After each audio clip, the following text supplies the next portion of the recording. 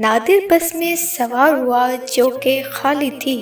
جس اسٹاپ سے میں سوار ہوا میرے ساتھ اس اسٹاپ سے ایک خاتون بھی سوار ہوئی جن کے ساتھ ایک 5-6 سال کا بچہ بھی تھا جو کہ لگاتار روئے جا رہا تھا۔ محترمہ نے بس میں سوار ہوتے ہی بچے کو سیٹ پر پھینک دیا۔ بس چل پڑی۔ بچہ ہنوز اسی سر میں روئے جا رہا تھا۔ ماں نے پہلے تو سادہ سا حربہ اپناتے ہوئے بچے کی معلومات میں اضافہ کیا کہ ابھی گھر پہنچنے والے ہیں، اس لیے چپ کر جائے، لیکن بچے پر اس چال کا کوئی اثر نہ ہوا اور وہ اسی تان میں لگا رہا۔ کچھ دیر تک یہ سین چلتا رہا تو ماں نے اپنے زنبیل نما بیگ میں سے نیمکو کا ایک پیکٹ نکال کر محترم کی طرف بڑھایا، لیکن بچے نے وہ پکڑ کر دور پھینک دیا۔ میں یہ ساری کارروائی دیکھ رہا تھا۔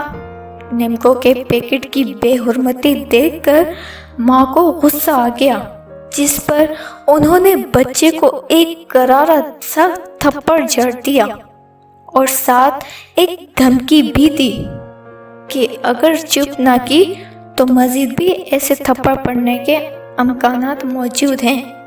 اس دھمکی اور ٹھنڈے گال پر تماچا کھانے کے بعد بچے نے چپ تو کیا، خاک کرنی تھی۔ الٹا وہی ہوا جو اکثر ان حالات میں ہوتا ہے، یعنی بچے نے اگلا گیئر پکڑ لیا۔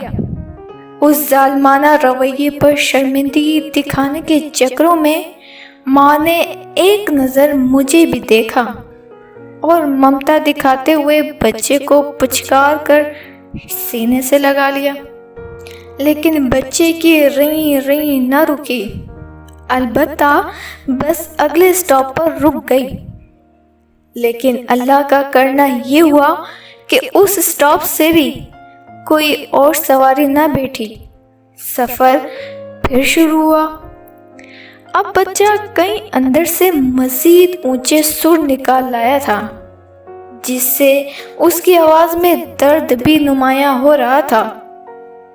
ناکام اور نامراد ماں کے چہرے پر بے بسی عیاں تھی۔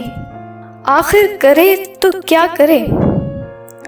پھر اچانک محترمہ نے نہایت غور سے مجھے دیکھا اور پھر سیکنڈ کے 1000ویں حصے میں بچے کا منہ میری طرف کر کے بولی، اب اگر چپ نہ کی تو یہ سامنے بیٹھے ہوئے ڈراؤنے انکل تمہیں ماریں گے۔ دوستوں، آپ یقین نہیں کریں گے کہ اس بات کا بچے نے نہ جانے کیا اثر لیا کہ فوراً چپ کر کے ماں کی جولی میں سہم کر بیٹھ گیا۔ بس میں خاموشی چھا گئی اور ماں کا مسئلہ ختم ہو گیا۔ لیکن اب مسئلہ یہاں پیدا ہو چکا ہے۔